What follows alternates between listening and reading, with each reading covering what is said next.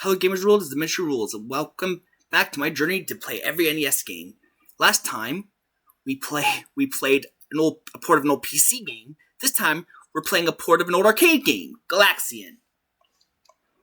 Yeah, Galaxian is a predecessor to Galaga, and if you thought Galaga was primitive, you ain't seen nothing yet.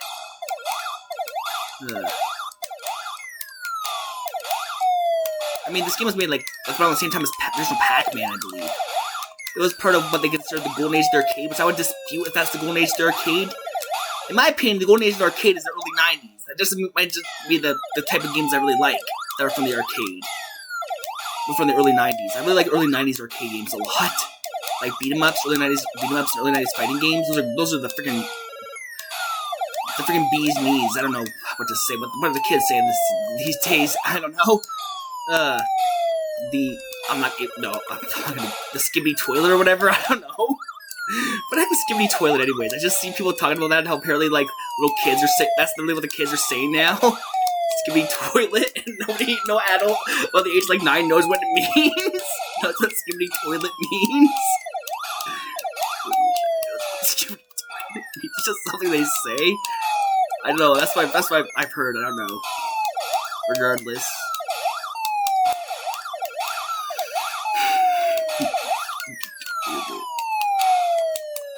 Just keep on blasting.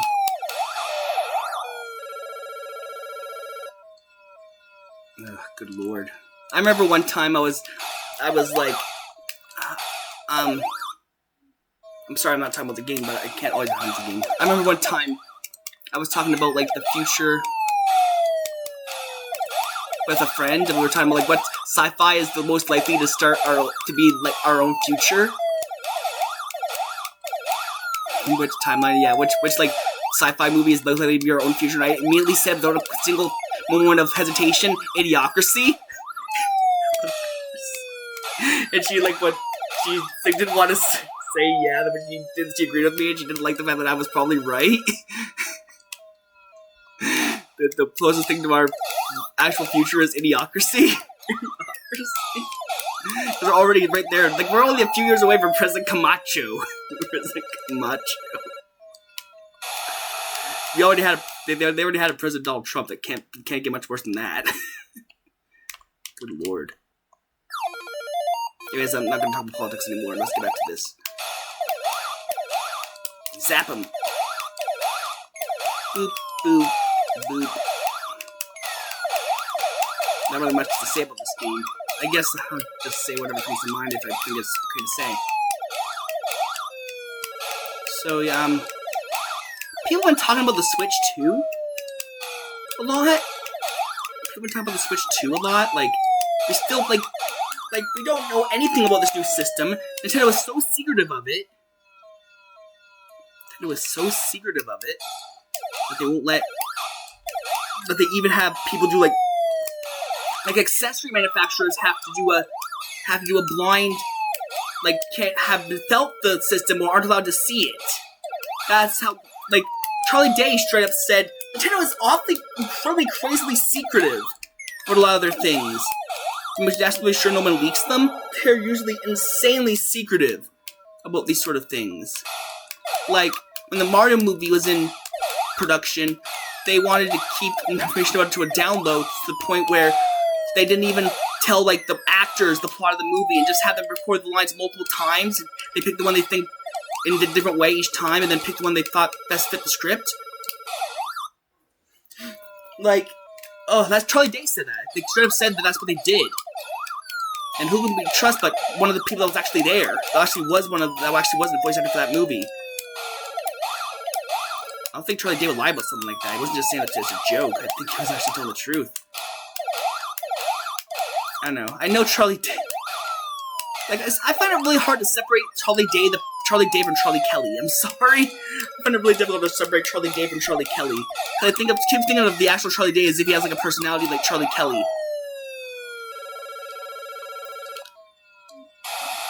Yeah. Because the real Charlie Day is, like, nothing like Charlie Kelly, even though that is his real voice. And Charlie Day was a great pick for the character of Luigi. If you're gonna pick a celebrity and not have Charles Martinet, Charlie Day was probably the best choice I could have made. Can't say the same thing about Chris Pratt, though. if you're going to hire someone that's not Charles Martinet to raise, if you're gonna have to hire someone that's not Charles Martinet to like raise, you know, the sales of the movie or whatnot, you could have chosen someone better than Chris Pratt. Jeepers. Like, I don't know, a bunch of people you could pick.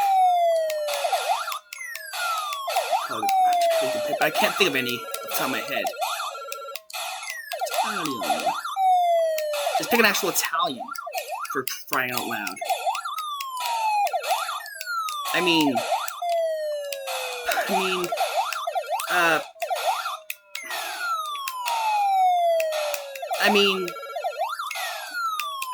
I'm gonna say that John Leguizamo isn't entirely in the, even though I don't agree with him and like boycotting the Mario movie because it's not diverse enough, but because Peach is played by a Latino actor, and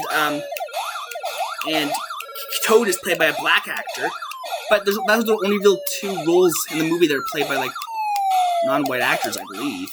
So I guess it is kind of like a lack of variety, lack of diversity.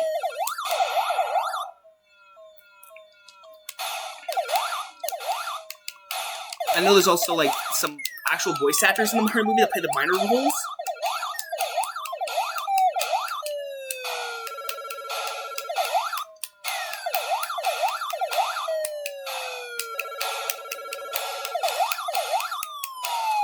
Yeah, the major. Anyways, sorry, I can't really think much to say.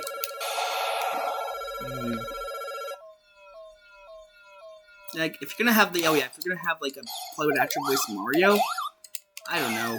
There would be probably a bunch of choices better than Chris Pratt. For sakes. Like, maybe get Seth MacFarlane. Seth MacFarlane would be a better choice than Chris Pratt, because Seth MacFarlane actually voiced Mario in Family Guy. Because I think it was him. Actually. There was a Seth MacFarlane's complicated comedy, and I just kind of assumed that Seth MacFarlane voiced Mario in that short, because he voices most of the characters in Family Guy anyways. So that actually is a safe bet to assume that he voiced Mario in that, but I don't know for certain if he did. But if that was him, then he would be a decent enough choice to play Mario.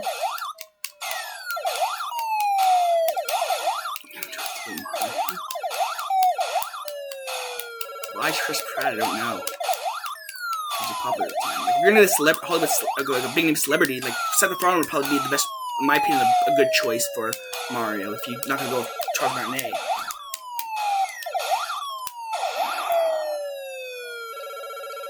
I mean, at least Charles Martinet was in the Mario movie. That's a good thing. Like, he has two roles in the Mario movie. He plays Mario's dad. He also plays the guy at the arcade machine. Even though, like, the guy at the arcade machine is basically just there as a joke to reference Mario's original voice. I think it's pretty clever. And he voices him in just every language.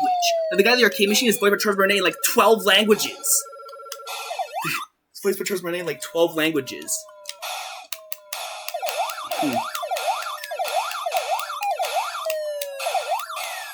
Like, it's ridiculous. When he freaking... Like, thing is...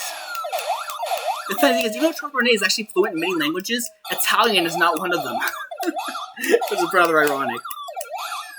He's fluent in, like, Spanish and French, but ironically not Italian. He's fluent in Spanish and French, but not Italian. Spanish and French.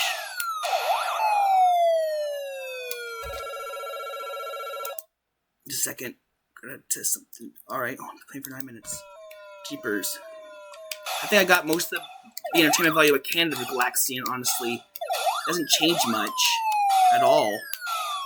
They get most entertainment value of Canada of it. Next, I guess, then I give this game, it's not very interesting. I give it a C. It's not terrible, but it's also not very good. I give it a C. A C seems to be guessable right. Anyway, this is Adventure Rules saying, ciao.